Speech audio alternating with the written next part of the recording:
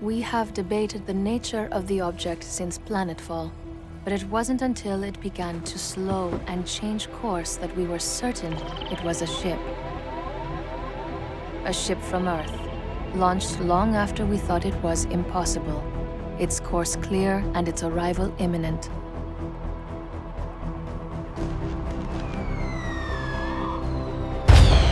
Celebrations swept the colony in anticipation of reunion with our brethren.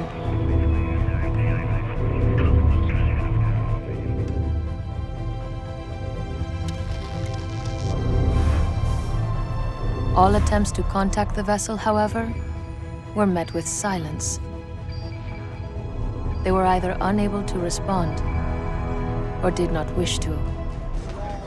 As we watched its approach, we prepared for any eventuality.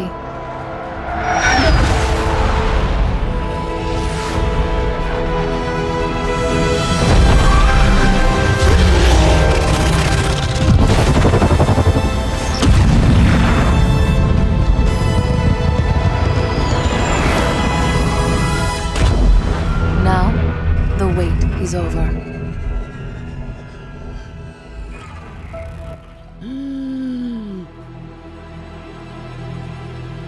YouTube, welcome back. Jujubear here. Now, as you can see, we're going to be jumping into some gameplay of Civ Beyond Earth, and the new expansion has come out, Rising Tide. It was a couple of weeks ago.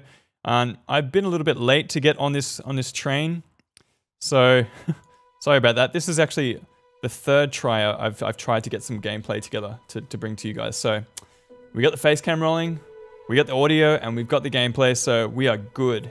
3 out of 3 ain't bad for the third try. So this is going to be, this first episode is going to be turn 0. And what I mean by turn 0 is we're going to be setting up the game and talking through some of the choices that we're going to go through just heading into the match. Beyond Earth is a little bit different to Civ 5 in that your choices before the game actually start will have a big influence on the way the game kind of plays out. So you'll see what I mean once we actually get into the action here. So I'm just going to sync up single player, single player, single player, single player, single player, single player. Good. Let's set up a game. It's looking pretty nice here, pretty schmick. We're going to be playing at moderate, so the AI players receive a few advantages to improve our play. Just because I'm coming back to this game from, like I haven't played it in a very long time, so it'd be good to kind of get back into it slowly. Just have the AI at like a little bit of an advantage, nothing too crazy.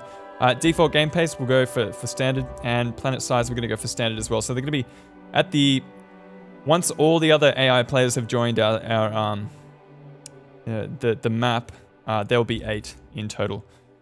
Us being the humans will get or the human player will get there first. We'll make planet 4 first, and then other civilizations will start making planetfall after us. So here we go, we got the North Sea Alliance, and we've got Chungsu. Now these two civilizations are new ones. They have been included in the Rising Tide expansion pack. North Sea Alliance is one of them, and you can see their thing is aquatic cities have 50% more combat strength and cost 50% less to move. Very useful if you want to obviously play defensively. You can even use that as an offensive tool as well. And they cost 50% less to move. So it costs production to move your aquatic cities around the map. You don't just store up culture and take over new tiles in your cities like Civ 5 did. It's going to be a little bit more different. And you can see down here in this greeny, bluey writing is may make planetfall at sea if available, if able.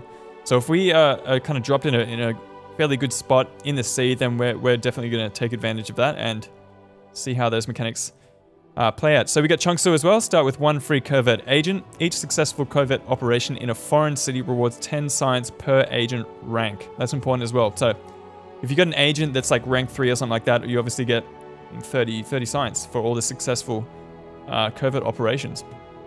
So that could be pretty useful as well. And they may make planetfall at sea if able to as well. Now we got Alpha La, that's a new one, I haven't seen that before. Yield from city developments increased by 150%. And this is also new as well that I have not seen in the vanilla game, which is Integer Diplomatic Capital. So agreements cost 50% less diplomatic capital, and purchasing units and building cost 25% less diplomatic capital.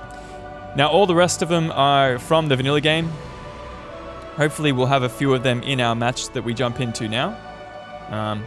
But I think we're going to go for Chungsu. I'm interested to see, I know we could just play it safe and simple and go for the North Sea Alliance, but I want to try out this new covert agent mechanic and see how that can kind of tie into our gameplay here. Now, at the start of the match, growth is key, so we're going to hopefully grow faster than most other people. We're going to go for food. Culture's not going to be too critical in the early game, just because we will hopefully be making planetfall and settling a city in the sea. So if we do that, we're not going to be purchasing tiles with culture.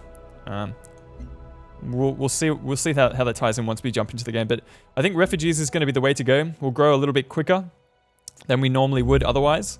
See, this is what I love about Civ Beyond Earth, is you make all these critical decisions before you've even jumped into the game. So this is a pretty important episode in terms of this gameplay here. So we have a couple of spacecraft options. We could go random, but I'm going to go for either Continental Surveyor or Retrograde Thrusters. And I think what I'm going to do is go for Retrograde Thrusters. That will be pretty key.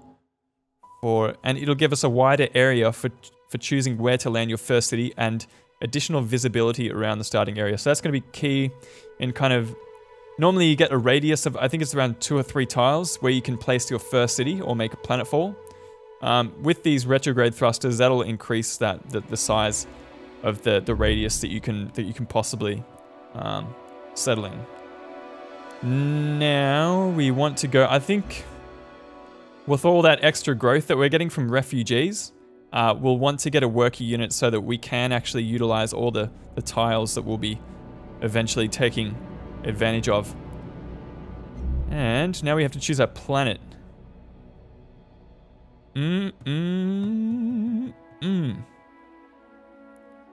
Advanced worlds, here we go. So this is tough. Yeah, so we got World of Islands at varying sizes, separated by narrow water passages. Obviously, we want to choose a map that is good for aquatic cities. Frigid Terran world could be interesting. Primordial Audio Protean world could be... We don't want that because it's one very large land mass. Few large land masses separated by oceans and some smaller islands. That could be interesting. World of Islands of varying sizes separated by narrow water passages. We probably don't want that because it's narrow water passages. Let's go Frigid Terran world. I think that's going to be the one because we've got some larger oceans and hopefully a little bit more space to kind of expand and grow new aquatic cities with.